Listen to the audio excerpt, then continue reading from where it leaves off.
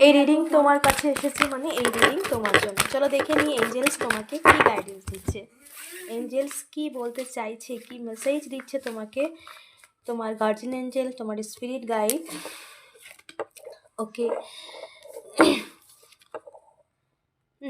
তুমি সমস্ত কিছুকে বিশ্বাসের জায়গাটাকে তুমি বারবার নেগেটিভ করে ফেলছো, বারবার নেগেটিভ থটস আসছে তোমার মধ্যে, নিজেকে স্যালেন্ডার করছো না ঈশ্বরের কাছে, ইউনিভার্সের কাছে। তোমার নিজেকে স্যালেন্ডার করা উচিত। তোমারও কিছু পাস্টের কোনো ভুল আছে যেটাকে তুমি এখনো পর্যন্ত কমপ্লেন ভাবে রয়েছো, সেই কমপ্লেননেসটাকে বের করতে হবে নিজেকে, নিজের থেকে কমপ্লেন থটটাকে বের করতে হবে এবং নিজের মনের কথা শোনো। তোমার জীবনে বড় পরিবর্তন আসছে, বাট তুমি তোমার থটটাকে নেগেটিভ করে রেখেছো বা কমপ্লেন করছো কোনো কিছুতে, সেই অভিযোগ থেকে নিজেকে বার করো।